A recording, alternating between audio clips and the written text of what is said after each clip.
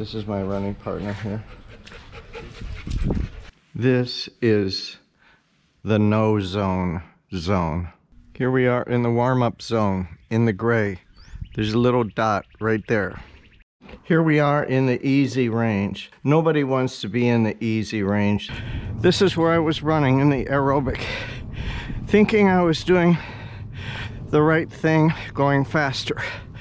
But it's not. It's going slower. Now I'm in the threshold. The easy is going faster, right, Blue?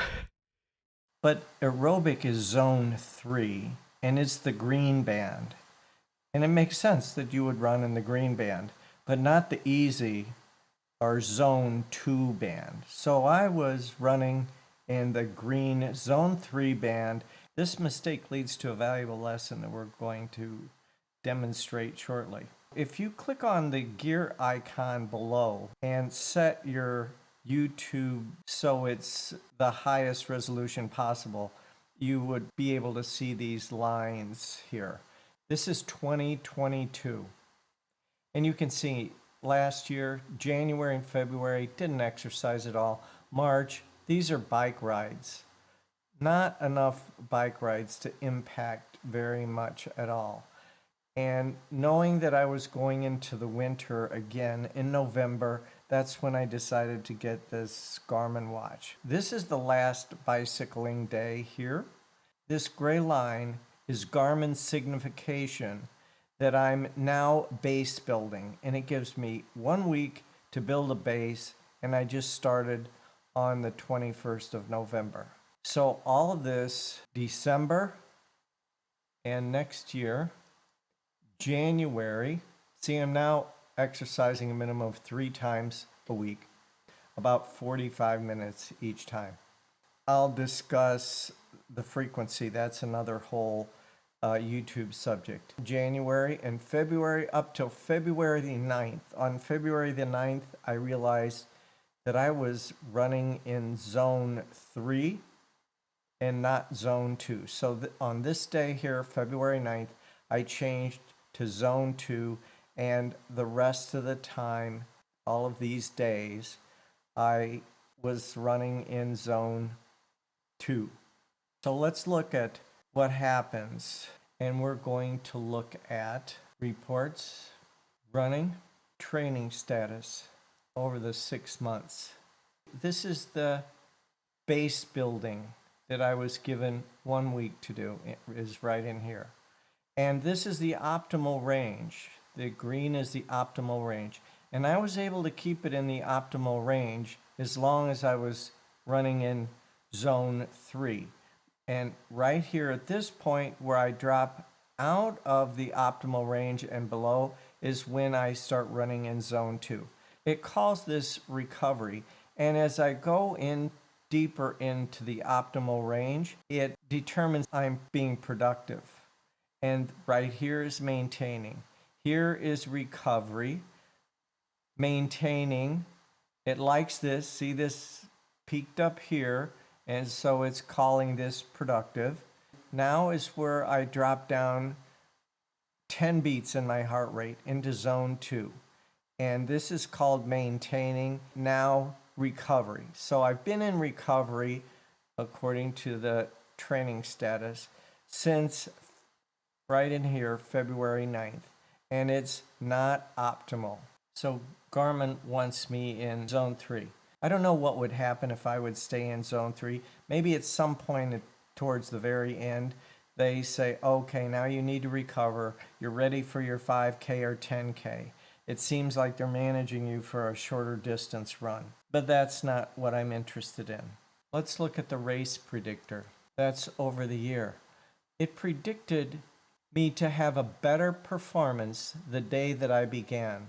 And as I exercised in zone 3, the performance degraded. Look at this 4 weeks. We have to look at the previous week. You can see February 6th through March 5th.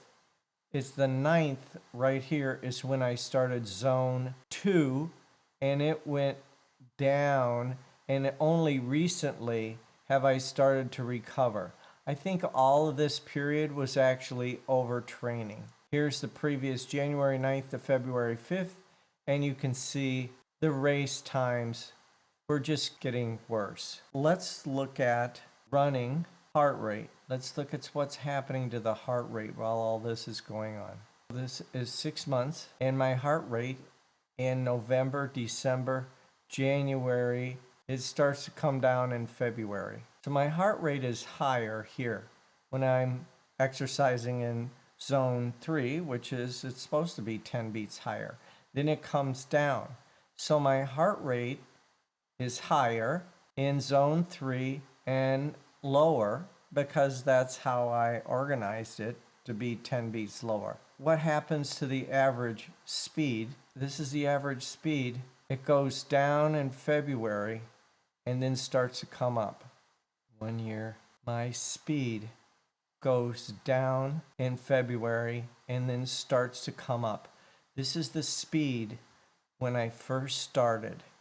And in zone 3, the speed doesn't improve, it gets worse. At a higher heart rate, my speed was slower. These graphs don't show a huge difference. So let's look at the raw data that Garmin generates. If we go into activities, all activities, and click on the little runner, we see here all the data from November 21st. This is all of my running data. And it goes to now till April 6th, and I updated. I exported this as a CSV file and went to Google Sheets and imported the data. There's a video below that shows exactly how to do this. Here are the data from November 21st to February 9th, and here it is plotted out. This is zone 3, and this is zone 2 below. Let's look at just the zone 3 from November 21st to February 9th. And I plotted here my heart rate, about 118. These points are the average heart rate for each run. Then this blue line is the trend line through it. And it shouldn't trend anywhere because I'm holding it in zone 3. But now look at the average pace. These are the average pace numbers. And you can see, I mean, it goes up and down. It's the average pace. There's not very much improvement in the trend. Let's look at what happens when I start zone 2 on February 9th, and I now have it plotted out till April 6th. This is the heart rate, and it's just above 100 and stays there. This is the average pace for each run, and this is the trend line of all the average paces for each of these runs. And we can see it's improving. This would have been a better number, except for I forgot to turn off the watch when I finished running. But even with these negative results, you can see it's trending to be better and better. And my next challenge will be, when this stops trending, what am I going to do?